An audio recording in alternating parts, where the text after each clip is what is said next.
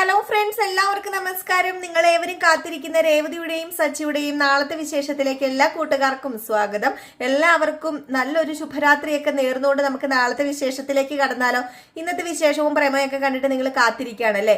അപ്പൊ ഞാൻ പറഞ്ഞു ബോറാക്കുന്നില്ല, നമുക്ക് നേരെ നാളത്തെ വിശേഷത്തിലേക്ക് കടക്കാട്ടോ. അപ്പൊ അതിനു മുമ്പായിട്ട് എല്ലാവരും ഒന്ന് ലൈക്ക് അടിച്ചിട്ട് വീഡിയോ കാണാൻ വേണ്ടി ശ്രദ്ധിക്കണേ. അപ്പൊ നേരെ നമുക്ക് നാളത്തെ വിശേഷത്തിലേക്ക് തന്നെ പോകാം. അങ്ങനെ ഏതായാലും നമ്മുടെ വർഷയുടെ അച്ഛനും അമ്മയും കൂടെ വന്ന് രവീന്ദ്രനെ പേടിപ്പിച്ചിട്ടൊക്കെ പോകാൻ വേണ്ടി ശ്രമിച്ചു. പക്ഷേ രവീന്ദ്രൻ പേടിച്ചൊന്നുമില്ല കേട്ടോ. രവീന്ദ്രൻ പറഞ്ഞു, എൻ്റെ മകൻ എന്തെങ്കിലും കുറ്റം കുറവുണ്ടെങ്കിൽ അത് ഞാൻ കണ്ടുപിടിച്ചോളാം, അത് ഞാൻ കണ്ടുപിടിച്ച് പരിഹരിച്ചോളാം, നിങ്ങൾ കൂടുതൽ എൻ്റെ മകനെ കുറിച്ച് കുറ്റം പറയണ്ടെന്ന് പറഞ്ഞു കേട്ടോ. അത് കഴിഞ്ഞിട്ടാണ് രവീന്ദ്രൻ അങ്ങ് പോയത്. ഏതായാലും നാളെ കാണിക്കുന്ന സീനില് ആദ്യം തന്നെ കാണിക്കുന്നത് നമ്മുടെ ശ്രീകാന്തിനെയാണ്. ശ്രീകാന്ത് ആണെങ്കിൽ റെസ്റ്റോറന്റിൽ പോകാൻ വേണ്ടി ഇറങ്ങാൻ തുടങ്ങുക. രാവിലെ ആയല്ലോ. അപ്പൊ രാവിലെ റെസ്റ്റോറന്റിൽ പോകാൻ വേണ്ടി ഇറങ്ങി ഇങ്ങനെ ബൈക്ക് സ്റ്റാർട്ട് ചെയ്യുന്നതും അപ്പോൾ തന്നെ നമ്മുടെ രവീന്ദ്രൻ വന്നു. അപ്പൊ രവീന്ദ്രൻ വന്നതും, മോനെ നിൽക്കുക, എനിക്ക് നിന്നോടൊരു കാര്യം ചോദിക്കാനുണ്ടെന്ന് പറഞ്ഞു. എന്താച്ചാ ചോദിക്കാനുള്ളത്, ചോദിച്ചോളൂ എന്ന് പറഞ്ഞപ്പോഴത്തേക്കും, അത് പിന്നെ നിനക്ക് ആ വർഷ എന്ന് പറയുന്ന പെൺകുട്ടീനെ അറിയോന്ന് ചോദിച്ചപ്പം, അത് പിന്നെ അച്ഛാ എനിക്കറിയാം. അപ്പൊ ഞാൻ അറിഞ്ഞതിൽ എന്തെങ്കിലും സത്യമൊക്കെ ഉണ്ടോ? അല്ല, അച്ഛൻ എന്താ അറിഞ്ഞത്? അച്ഛൻ എന്താ അറിഞ്ഞെന്ന് അറിഞ്ഞാലല്ലേ എനിക്ക് പറയാൻ പറ്റത്തുള്ളൂ. വേറൊന്നുമല്ല, നിനക്ക് ആ വർഷയുടെ അച്ഛനെ അമ്മയെ അറിയോ? എനിക്കറിയാം. അത് ഞാൻ ഈയിടെ അച്ഛൻ മനസ്സിലാക്കിയത്. ആരാണ് അവരുടെ അച്ഛനും അമ്മയെന്നൊക്കെ ഞാൻ ഈയിടെയാ മനസ്സിലാക്കിയത്. അന്ന് വഴക്കുണ്ടാക്കിയില്ലായിരുന്നു. അതും അച്ഛന്റെ പെൻഷൻ കാശ് തടഞ്ഞു വെച്ചില്ലേ, അയാളുടെ മകളാ വർഷ. അതുകൊണ്ട് ഞാൻ പറഞ്ഞേക്കാം, ഇനി മോന് ആ പെണ്ണിനോട് കൂട്ടുകൂടാൻ പോകണ്ട. എന്തിനാ വെറുതെ ആ പെണ്ണിനോട് കൂട്ടുകൂടുന്നത്? അല്ല, അച്ഛനിപ്പോൾ ഇത് പറയാൻ കാരണം കാരണം ഉണ്ടെന്ന് കൂട്ടിക്കോ. ഏതായാലും ഇനി മോന് ആ പെണ്ണിനോട് കൂട്ടുകൂടരുത്. ഇനി നിങ്ങൾ തമ്മിൽ വേറെന്തെങ്കിലും ബന്ധം മറ്റും ഉണ്ടോ? ഹേയ്, ഒരു ബന്ധവും ഇല്ല അച്ഛാ. ഞങ്ങൾ തമ്മിലുള്ള ബന്ധം എന്ന് പറഞ്ഞാൽ നല്ല ഫ്രണ്ട്സ് ആയിരുന്നു. അവള് നല്ല ഫ്രണ്ട്സാ. എൻ്റെ ആ ഒരു റെസ്റ്റോറൻറ്റിൽ വന്ന് ഇടയ്ക്കിടയ്ക്ക് ഫുഡൊക്കെ കഴിക്കും. ഫുഡ് ഭയങ്കര ഇഷ്ടമാണ്. ഞാൻ ഉണ്ടാക്കി കൊടുക്കുന്ന ഫുഡ് പ്രത്യേകിച്ച് ഇഷ്ടമാണ്. അങ്ങനെ വന്ന് കഴിച്ച് ഫ്രണ്ട് ആയതാ.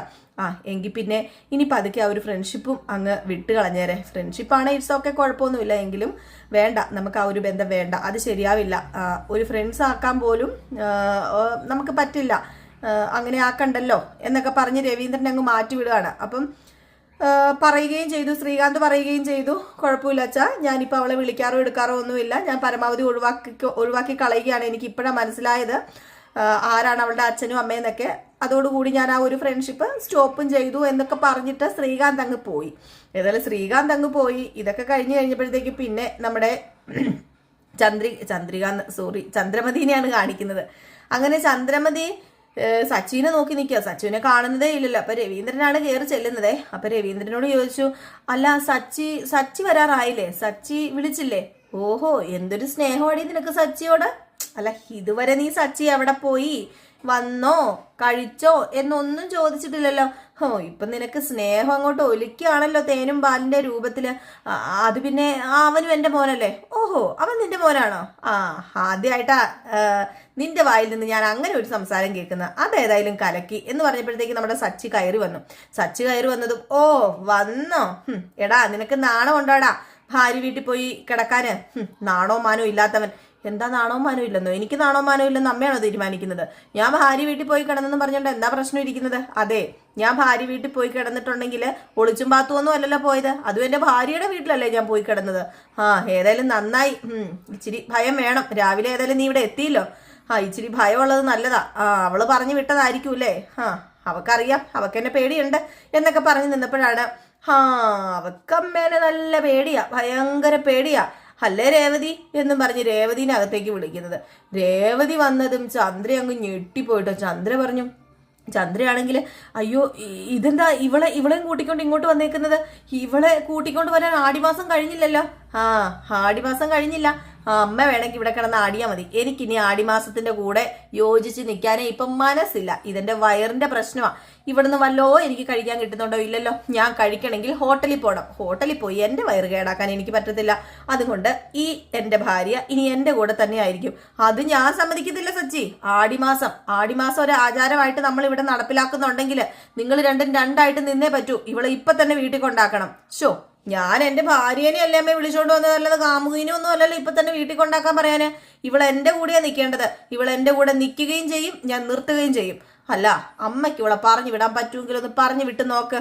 അല്ല, ഞാനൊരു കാര്യം ചോദിച്ചോട്ടെ, എന്നോട് അച്ഛമ്മ പണ്ടൊക്കെ പറഞ്ഞിട്ടുണ്ട് അമ്മയും ഈ ആടിമാസത്തിൽ വീട്ടിൽ പോവില്ലായിരുന്നെന്ന്. അന്ന് അതിനൊന്നും പ്രശ്നമില്ലായിരുന്നോ? അത് പിന്നെ അത് അന്നല്ലേ, അതന്നാണെങ്കിൽ ഇത് ഇന്ന് സച്ചി തീരുമാനിക്കും, അതിവിടെ നടക്കും. അത് പ്രത്യേകിച്ച് എൻ്റെ കാര്യത്തിൽ, എൻ്റെയും എൻ്റെ ഭാര്യയുടെയും കാര്യത്തിൽ കൂടുതൽ പേര് ഇടപെടാൻ വരേണ്ട കാര്യമില്ല. ഞാൻ പറഞ്ഞിട്ടുണ്ടല്ലോ എന്ന് പറഞ്ഞപ്പോൾ രവീന്ദ്രൻ്റെ മുമ്പിൽ ചാടി കടിക്കാൻ ചെന്നു ചന്ദ്രമതി പറഞ്ഞു, രവിയേട്ടാ കണ്ടില്ലേ ഇവൻ പറയുന്നത്, ഇവൻ എന്ത് തർക്കുത്തരോ, നമ്മുടെ കുടുംബത്തില് ഇങ്ങനെ വല്ല ആചാരങ്ങളൊക്കെ ഉണ്ടെന്ന് ഇവനറിയാലോ, അത് ഇത്രയും നാളും നമ്മൾ അതൊക്കെ തന്നെ തുടർന്ന് വന്നോണ്ടിരുന്നല്ലേ, എന്നിട്ട് ഇവന്റെ കാര്യത്തിൽ മാത്രം അതെങ്ങനെ ശരിയാകാതിരിക്കും? ഇവനെ അഹങ്കാരം. സച്ചി, ഞാൻ പറഞ്ഞിട്ടുണ്ട് ഇവളെ മര്യാദയ്ക്ക് കൊണ്ടുവിടാന്. അമ്മയോടല്ലേ പറഞ്ഞത് എന്റെ ഭാര്യനെ കൊണ്ടുവിടണോ വേണ്ടോ എന്ന് ഞാൻ തീരുമാനിക്കുന്ന. അമ്മ ഇപ്പം മര്യാദയ്ക്ക് നിൽക്ക്, അതാ വേണ്ടത്. അമ്മയ്ക്ക് എന്താ കിടക്കണം, പോയി കിടക്ക്. രേവതി ഈ വീട്ടിലെ പണിയൊക്കെ ചെയ്തോളും, ദയവ് ചെയ്ത് ഞങ്ങളെ ശല്യം ചെയ്യാൻ വരരുത് എന്നും പറഞ്ഞ് സച്ചി അങ്ങ് ഒഴിഞ്ഞു മാറുക. അപ്പോഴേക്കും നമ്മുടെ ചന്ദ്രയുടെ അടുത്ത പരിപാടി. ചന്ദ്ര പറഞ്ഞു, എങ്കിൽ പിന്നെ നിൽക്കുന്നതൊക്കെ കൊള്ളാം, ഞാൻ പറഞ്ഞേക്കാം, 2 പേരും 2 റൂമിലായിരിക്കണം, അങ്ങനെയാണെങ്കിൽ ഇവിടെ നടക്കത്തുള്ളൂ എന്ന് പറയുമ്പോഴത്തേക്കും എൻ്റെ പൊന്നു ചന്ദ്ര, നീ ഒന്ന് അടങ്ങ്, അവര് വന്നതല്ലേ ഉള്ളൂ, അതൊക്കെ നമുക്ക് പിന്നെ തീരുമാനിക്കാം. ഇപ്പൊ നിന്റെ പ്രശ്നം എന്താ ചന്ദ്രേ? രേവതി ഇങ്ങോട്ടേക്ക് വന്നാണോ നിന്റെ പ്രശ്നം? ആ പ്രശ്നം ഏതായാലും പരിഹരിക്കാൻ പോകുന്നില്ല. ചന്ദ്രേ, നീ ഒരു കാര്യം ചെയ്യേ, സച്ചി പറഞ്ഞ പോലെ നീ നിന്റെ പണി നോക്കി പോവെന്ന് പറഞ്ഞു. ഏതായാലും ഈ സമയം നമ്മുടെ സച്ചിൻ രേവതി നേരെ അകത്തേക്ക് കയറി പോയി കേട്ടോ. ചന്ദ്ര പഠിച്ച പണി 18 നോക്കിയിട്ടൊന്നും ഒരിക്കലും നമ്മുടെ സച്ചിനെ രേവതിനെ പിരിച്ചു വെക്കാൻ മുടിയ മാട്ടാ എന്ന ആ ഒരു ഇത് പറയേണ്ടി വരും. ഒരിക്കലും നമ്മുടെ സച്ചിനെ രേവതിനെ പിരിച്ചു വെക്കാൻ പറ്റില്ല. കാരണം നമ്മുടെ സച്ചിൻ രേവതിയും ഇല്ലെങ്കിൽ എന്ത് ഇതല്ലേ, എന്ത് കഥയല്ലേ ഉള്ളത്. അപ്പൊ ഏതായാലും നമ്മുടെ സച്ചിൻ രേവതി നേരെ റൂമിനകത്തേക്ക് കയറി ചെന്നു. നമ്മുടെ രേവതി പറഞ്ഞു, ഞാൻ പറഞ്ഞതല്ലേ സച്ചേട്ടാ, ഞാൻ വരുന്നില്ലെന്ന് എനിക്കറിയായിരുന്നു, വന്നു കഴിഞ്ഞ് ഇവിടെ ഇതൊക്കെ നടക്കത്തുള്ളെന്ന്, അതുകൊണ്ടാണ് ഞാൻ വരുന്നില്ലെന്ന് പറഞ്ഞത് എന്ന് പറഞ്ഞപ്പം, നീ വരുന്നില്ല എന്ന് പറയും, എനിക്കിവിടെ സമാധാനമായിട്ട് നിൽക്കാൻ പറ്റുമോ രേവതി? നിന്നെ അവിടെ ആക്കിയിട്ട് ഞാൻ എങ്ങനെ ഇവിടെ സമാധാനത്തോടു കൂടി നിൽക്കും? ഇനിയും അവൻ വരില്ല എന്ന് എന്താ ഉറപ്പിരിക്കുന്നത്? എൻ്റെ ദേഷ്യം മുഴുവൻ അവൻ ചിലപ്പോൾ നിന്നോട് തീർക്കും. അത് വേണ്ട, അതുകൊണ്ടാണ് ഞാൻ നിന്നെ കൂട്ടിക്കൊണ്ട് വന്നത്. നീ അമ്മ പറയുന്നൊന്നും കാര്യമാക്കണ്ട, എനിക്ക് ഓട്ടം പോകണം, ഞാൻ ഓട്ടം പോകാൻ പോവാന്ന് പറഞ്ഞ് നമ്മുടെ സച്ചി അങ്ങ് പോയിട്ടോ. അപ്പൊ അതിനിടയിൽ രേവതിനെ കൊണ്ടുവന്നതിനൊരു കാരണം പറയണമല്ലോ, അതിനുവേണ്ടി ഒരു കാരണമൊക്കെ കണ്ടെത്തിയായിരുന്നു. കാരണം വേറെ ഒന്നുമല്ല, നമ്മുടെ രേവതി അവിടെ തന്നെയുള്ളൂ, അതുകൊണ്ടാണ് രേവതിനെ ഇങ്ങോട്ടേക്ക് കൂട്ടിക്കൊണ്ടുവരുന്നതെന്ന് സച്ചി പറഞ്ഞായിരുന്നു. അതിനെയും നമ്മുടെ ചന്ദ്ര ഒന്ന് എതിർത്തായിരുന്നു കേട്ടോ. ചന്ദ്ര പറഞ്ഞു, ഇവള് നേരത്തെ അവിടെ തന്നെ ആയിരുന്നല്ലോ താമസിച്ചുകൊണ്ടിരുന്നത്, പിന്നെ പ്രത്യേകിച്ച് ഇപ്പൊ എന്താ പ്രത്യേകത ഇരിക്കുന്നത്? ഇവള് തന്നെ ഇരുന്നിട്ടുണ്ട്, എന്താ പ്രേതം വന്ന് ഇവളെ പിടിക്കുമെന്ന് ചോദിച്ചപ്പോഴത്തേക്കും, എന്റെ ഭാര്യനെ പ്രേതം വന്ന് പിടിക്കോ ഇല്ലോ എന്നൊക്കെ ഞാൻ തീരുമാനിച്ചോളാം, എന്റെ ഭാര്യനെ എന്റെ കൂടെ എനിക്കിഷ്ടം, ഇവിടെ എന്റെ ഭാര്യയാണല്ലോ, അപ്പൊ എന്റെ കൂടെ നിൽക്കണം എന്ന് പറഞ്ഞുകൊണ്ടാണ് കേട്ടോ നമ്മുടെ സച്ചി രേവതിനെ വിളിച്ചോണ്ട് അകത്തേക്ക് കയറിപ്പോയത്. ഏതായാലും ചന്ദ്രമതി റൂമിൽ ചെന്ന് കിടന്ന് ഭയങ്കര ടെൻഷൻ അടിച്ചുകൊണ്ടിരിക്കും. ഇനിയിപ്പോ എന്താ ഒരു വഴി? ഇനി ആടിമാസത്തിലങ്ങാണ് ഇനി സച്ചിക്കും രേവതിക്കും കുഞ്ഞു പിറന്നാളോ, ഇനിയിപ്പോ നാളെ തന്നെ ചിലപ്പോൾ കുഞ്ഞു പിറന്നാളോ എന്ന് വരെ ചിന്തിച്ച് കളയും നമ്മുടെ ചന്ദ്ര. അതുപോലെയാണ് ചന്ദ്ര കാണിച്ചുകൊണ്ടിരിക്കുന്നത്. ഏതായാലും ഇതൊക്കെ കഴിഞ്ഞതിന് ശേഷം വീട്ടിലേക്ക് പെട്ടെന്നൊരാൾ കടന്നു വരികയാണ്. അപ്പൊ വേറെ ആളും അല്ല, ഒരു കൊറിയറായിട്ട് കുറച്ച് കൊറിയർ സാധനങ്ങളൊക്കെ ആയിട്ടാണ് ഒരാൾ കടന്നു വരുന്നത്. ചേട്ടാന്ന് വിളിച്ചുകൊണ്ട് വരികയാണ്. അപ്പോഴത്തേക്കും നമ്മുടെ രവീന്ദ്രന് പെട്ടെന്ന് ഇറങ്ങി വന്നിട്ട് എന്താന്ന് ചോദിച്ചപ്പോഴത്തേക്കും, ഇത് ഇങ്ങോട്ടേക്കുള്ള സാധനങ്ങളാന്ന് പറഞ്ഞു, ഇവിടെ വെക്കാൻ പറഞ്ഞു. അങ്ങനെ ആ സാധനങ്ങളൊക്കെ അവിടെ വെക്കണം. അപ്പൊ കുറെ സാധനങ്ങളൊക്കെ ഉണ്ട് കേട്ടോ. അപ്പൊ ഇവർ ഈ മാസം അതായത് സാധനങ്ങൾ കടയിൽ നിന്ന് ഇങ്ങനെ മേടിക്കും. അപ്പൊ അങ്ങനെ സാധനങ്ങളാന്നൊക്കെ ഓർത്തായിരിക്കുന്നത്. അതിന് നമ്മുടെ സച്ചിയാണ് പൈസ കൊടുക്കുന്നത്. സച്ചിയാണല്ലോ ആ കുടുംബത്തിലെ കാര്യങ്ങളെല്ലാം നോക്കുന്നത്. അപ്പം സച്ചി ആ പൈസയും കൊടുക്കുന്നത്. അപ്പൊ ഈ പ്രാവശ്യം ഇറക്കിയപ്പം കുറെ സാധനങ്ങൾ കുറച്ച് കൂടുതലുണ്ട്. അപ്പം പെട്ടെന്ന് രവീന്ദ്രൻ ചോദിച്ചു, ഇതെന്താ ഇത്രോ സാധനങ്ങൾ? അപ്പൊ നമ്മുടെ സച്ചി ഇറങ്ങി വന്നിട്ട് സച്ചിയും ചോദിച്ചു, ഇതെന്താ ഇത്രോ സാധനങ്ങൾ? അല്ല, 1 മാസത്തേക്കുള്ള സാധനങ്ങളാണോ ഇതൊക്കെ?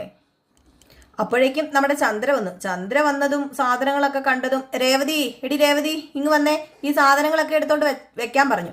അപ്പോഴത്തേക്ക് രേവതി സാധനം എടുത്ത് വെക്കാൻ വന്നപ്പോഴത്തേക്കും നമ്മുടെ സച്ചു പറഞ്ഞു, നിക്ക്, അല്ല ഇതിപ്പം ഞാൻ മേടിക്കേണ്ട സാധനമാണ്, എല്ലാ മാസവും ഞാൻ മേടിക്കുന്ന സാധനമാണല്ലോ, അല്ല ഇത് എത്ര രൂപയായെന്ന് അയാളോട് ചോദിച്ചു, കൊണ്ടുവന്ന അയാളോട്. അപ്പം പറഞ്ഞു 17,500 രൂപയോ 2,000 രൂപ കണ്ടാകും പറഞ്ഞു. ഇത് കേട്ടപ്പോഴത്തേക്കും സച്ചു പേടിച്ചു പോയി. ഇത്രയും തുകയോ? ഇതുവരെ ഇത്രയും തുകയ്ക്ക് പൈസയ്ക്ക് ഇവിടെ ആരും ഒന്നും മേടിച്ചിട്ടില്ലല്ലോ. അതുമല്ല, കഴിഞ്ഞ മാസമല്ല ഇവിടെ ബാക്കി സാധനങ്ങളൊക്കെ മേടിച്ചത്, പിന്നെ എങ്ങനെ ഇത്രയും പൈസ ആവുന്നത് എന്ന് പറഞ്ഞപ്പോഴത്തേക്കും അയാൾ പറഞ്ഞു, എനിക്ക് പോകണം, എൻ്റെ ബില്ല് തരുമായിരുന്നെങ്കിൽ ഞാൻ പൊക്കോളാന്ന് പറഞ്ഞപ്പോൾ, ബില്ല് ഏതായാലും ഞാൻ കൊണ്ട് ഏൽപ്പിച്ചോളാം, നിങ്ങൾ പൊക്കോന്ന് പറഞ്ഞു.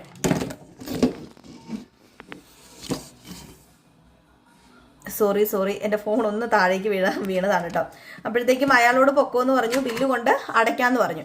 അപ്പം അയാൾ അങ്ങ് പോയി. അപ്പൊ നമ്മുടെ സച്ചി ആണെങ്കിൽ, രേവതി ഇതിപ്പോ നീ അടുക്കളയിലേക്ക് എടുത്തോണ്ട് വെക്കണ്ട, ഇത് എന്തൊക്കെയാണെന്ന് എനിക്ക് അറിയണം, ഇത് എന്തൊക്കെ ഉണ്ടെന്ന് എനിക്ക് അറിയണം, അതുകൊണ്ട് നീ ഇപ്പൊ ഇത് അടുക്കളയിൽ കൊണ്ട് വെക്കണ്ട എന്നും പറഞ്ഞ് സാധനങ്ങൾ ഓരോന്നായിട്ട് നമ്മുടെ സച്ചി നോക്കാൻ തുടങ്ങി. അപ്പോൾ ആദ്യം കുറച്ച് ഉഴുന്നിരിക്കുന്നു, അങ്ങനെ അരി ഇരിക്കുന്നു, അരിപ്പൊടി ഇരിക്കുന്നു, അങ്ങനെ റവ ഇരിക്കുന്നു, അങ്ങനെ കുറേ സാധനങ്ങളൊക്കെ മാറ്റി കഴിഞ്ഞപ്പോഴത്തേക്കും ഒരെണ്ണ വേറൊരെണ്ണ അല്ല, ആവണക്കെണ്ണ എങ്ങാണ്ട് ഇരിക്കുകയാണ്. അപ്പോൾ ഈ ആവണക്കെണ്ണ അല്ലല്ലോ, സോറി, അയ്യോ എന്തായിരുന്നു ആ എണ്ണയുടെ പേര്, ഒലീവ് ഓയിൽ, അങ്ങനെ എങ്ങാണ്ട് സംഭവം ഇരിപ്പുണ്ട്, ഒലീവ് ഓയിൽ അങ്ങാണ്ട് ഇരിപ്പുണ്ട്. അപ്പോൾ ഈ ഒലീവ് ഓയിൽ ഇവിടെ യൂസ് ചെയ്യുന്നതല്ലല്ലോ. അപ്പോൾ സച്ചി ചോദിച്ചു, ഇതെന്തിനാ ഈ ഓയില്, ഇതെന്തോയിലാണെന്ന് എനിക്ക് മനസ്സിലാകുന്നില്ലല്ലോ എന്ന് പറഞ്ഞപ്പോൾ രവീന്ദ്രൻ പറഞ്ഞു, ഇത് ഈ ഒലീവ് ഓയിലാ, ഇതൊക്കെ ഇവിടെ ഉപയോഗിക്കത്തില്ല, പക്ഷെ നാട്ടുപുറത്തൊക്കെ ഇതാണ് മോനെ ഉപയോഗിക്കുന്നത്, ഇത് ആരോഗ്യത്തിനൊക്കെ നല്ലതാ എന്നൊക്കെ ഇങ്ങനെ പറഞ്ഞപ്പോഴത്തേക്കും, അല്ല രേവതിക്ക് വേണോ, എടി രേവതി നീ വല്ലതുമാണ് ഇത് ഓർഡർ ചെയ്തത്? അയ്യോ സച്ചേട്ടാ ഞാനല്ല, എനിക്കിതിൻ്റെ ആവശ്യമില്ല, കാരണം ഞാൻ വീട്ടിൽ നിന്ന് എൻ്റെ അമ്മ തേങ്ങയിലെ എണ്ണയാണ് കാച്ചി തന്നു വിടുന്നത്, അത് കാച്ചി തന്നു വിടുക, അതാ ഞാൻ വന്നപ്പോൾ മുതലേ ഞാൻ അതാ തേക്കണത്, അല്ലാതെ എനിക്കിതിൻ്റെ ആവശ്യമില്ലെന്ന് പറഞ്ഞപ്പം, പിന്നെ ഈ എണ്ണ എന്തിനായിരിക്കും, എനിക്കൊരു പിടിയും കിട്ടുന്നില്ലല്ലോ. ദേ കാഷ്യൂനട്ട്, മുന്തിരി, അങ്ങനെ കുറേ സാധനങ്ങൾ ഇരിക്കുകയാണ്, പിന്നെ എന്താ ബദാം പരിപ്പ്, അങ്ങനെ കുറേ സാധനങ്ങൾ ഇരിക്കുന്നു. ഇതെല്ലാം കണ്ടപ്പോൾ ഇതാരാ ഓർഡർ ചെയ്തത്, ഇതൊക്കെ എന്തിനാ? അല്ല രേവതി നീ ഇതൊക്കെ ഇരുന്ന് തിന്നാൻ പോകണമെന്ന് ചോദിച്ചപ്പോൾ, അയ്യോ ഞാനിതൊന്നും ഓർഡർ ചെയ്തിട്ടില്ല, ഞാനിതൊന്നും ലിസ്റ്റിൽ എഴുതിയിട്ടില്ലെന്ന് പറഞ്ഞപ്പോഴത്തേക്കാണ് ചന്ദ്ര പറഞ്ഞത്, ഇത് രേവതി ഇത് തിന്നുന്ന സാധനമൊന്നുമല്ല, ഇതെന്റെ ശ്രുതിമോൾക്കുള്ളതാ, അവൾ ഓർഡർ ചെയ്തതാ, അവൾ ഇതുപോലെയുള്ള സാധനങ്ങളൊക്കെ തിന്നിട്ടാ എൻ്റെ മോൾ അങ്ങനെ ഇരിക്കുന്നത്, അറിയാലോ അവൾ ഒരുപാട് കഷ്ടപ്പെടുന്നതാന്ന് പറഞ്ഞപ്പം സച്ചി പറഞ്ഞു, അങ്ങനെ വരട്ടെ, എന്താ വിചാരിച്ചത് അവക്കുള്ള സാധനം കൂടെ ഞാൻ മേടിച്ചു കൊടുക്കണമെന്നോ? അല്ല അവക്ക് ഭർത്താവില്ലേ, അവളുടെ ഭർത്താവിനോട് പോയി പറയത്തില്ലേ ഈ വക സാധനങ്ങൾ മേടിച്ചു കൊടുക്കാൻ? ഇത് ഞാൻ മേടിക്കുന്ന സാധനത്തിൽ തന്നെ ഈ ലിസ്റ്റ് ഇടേണ്ട കാര്യമുണ്ടോ? ഇത് ഞാനിവിടെ സമ്മതിക്കത്തില്ല. 10,000 രൂപ ലിസ്റ്റ് ഇട്ടിട്ട് ഇത്രയും സാധനവും കൊണ്ടുവന്നിട്ട് എന്താ വിചാരിച്ചത്, എന്താ അമ്മ വിചാരിച്ചത്, വെള്ളരിക്ക പട്ടണമാണെന്ന് ഇത് ചോദിച്ചിട്ട് തന്നെ കാര്യം എന്ന് പറഞ്ഞുകൊണ്ട് നേരെ നമ്മുടെ ശ്രുതിയുടെ റൂമിലേക്ക് പോവുകയാണ് കേട്ടോ. ശ്രുതിയുടെ റൂമിലേക്ക് പോകാൻ തുടങ്ങിയപ്പോഴത്തേക്കും നമ്മുടെ ചന്ദ്ര പറയുന്നുണ്ട്, എടാ നിക്കടാ, നീ അലറി, നീ എന്താ കാണിക്കുവാടാ, ആ പെങ്കൊച്ച് വയ്യാണ്ട് കിടക്കുക, ആ പെങ്കൊച്ച് ക്ഷീണിച്ചു മടുത്ത് വന്നതാ, അത് കുറച്ചു നേരം കൂടെ കിടന്നുറങ്ങിക്കോട്ടെ എന്ന് പറഞ്ഞപ്പോഴത്തേക്ക് നിർത്തുന്നുണ്ടോ നിങ്ങള്? ഇതിന്റെ എല്ലാ പൈസയും ഞാൻ അവളെ കൊണ്ട് കൊടുപ്പിക്കും, അല്ലെങ്കിൽ അവളുടെ കെട്ടിയവനുണ്ടല്ലോ കൊടുക്കട്ടെ എന്ന് പറഞ്ഞു. ഏതായാലും ഈ ഒരു സീനൊക്കെ കാണിച്ചിട്ട് നാളത്തെ വിശേഷം അവസാനിക്കാട്ടോ ചെയ്യുന്നത്. അപ്പൊ ഏതായാലും ഇനി പൊടി പൂരം തന്നെയാണ് നമ്മൾ കാണാൻ കിടക്കുന്നത്. അതുപോലെ തന്നെ നമ്മുടെ രേവതിയുടെയും സച്ചിയുടെ ഒക്കെ ഓണാഘോഷം ഇതുവരെ ആയിട്ടില്ല. അപ്പോൾ ഉടനെ തന്നെ മിക്കവാറും ഒരു ഓണാഘോഷവും ഉടനെ ഉണ്ടാകും. കർക്കിടക മാസത്തിൽ എങ്ങനെയല്ലേ ഓണം ആഘോഷിക്കുന്നത്? ഒന്നും അങ്ങോട്ട് എത്തും പിടിയും കിട്ടുന്നില്ല. ഏതായാലും നമുക്ക് കാത്തിരിക്കാം, ഇവർക്ക് ഓണാഘോഷം ഉണ്ടോ അതോ ഇനിയിപ്പം കർക്കിടകം കഴിയുന്നത് വരെ നോക്കിയിരിക്കും, അതോ ഒരു ദിവസം കൊണ്ട് ഇവരുടെ കർക്കിടകം തീരുമെന്നൊക്കെ കാത്തിരുന്ന് തന്നെ കാണാമല്ലേ. അപ്പം എല്ലാവരും കാത്തിരിക്കുക. അപ്പം എല്ലാവർക്കും നല്ലൊരു ശുഭരാത്രിയൊക്കെ നേരുന്നു വീണ്ടും. അതിനോടൊപ്പം തന്നെ നമ്മുടെ സേതുവിൻ്റെയും പല്ലവിയുടെയും കഥ നമ്മളിതിന് മുമ്പിട്ടിട്ടുണ്ട്, നാളത്തെ കഥ. അതായത് സേതുവിൻ്റെയും പല്ലവിയുടെയും ഫുൾ വിശേഷം നമ്മൾ ജിൽ ചിന്നു 2.0 ഇടുന്നത്. എല്ലാവരും ഒന്ന് പോയി സെർച്ച് ചെയ്ത് നോക്കണേ. നമ്മുടെ പുതിയ ചാനലല്ല, പഴയ ചാനലാണ്. അപ്പോൾ അതിനകത്ത് നമ്മൾ എന്നും സേതുവിൻ്റെയും പല്ലവിയുടെയും ഫുൾ വിശേഷം ഇടുന്നുണ്ട്. അപ്പോൾ എല്ലാവർക്കും വീണ്ടും നല്ലൊരു ശുഭരാത്രിയൊക്കെ നേർന്നുകൊണ്ട് നിർത്തുന്നു. നെക്സ്റ്റ് ഒരു അടിപൊളി വീഡിയോ ആയിട്ട് വരുന്നവരെ എല്ലാവർക്കും ടാറ്റാ ബൈ ബൈ.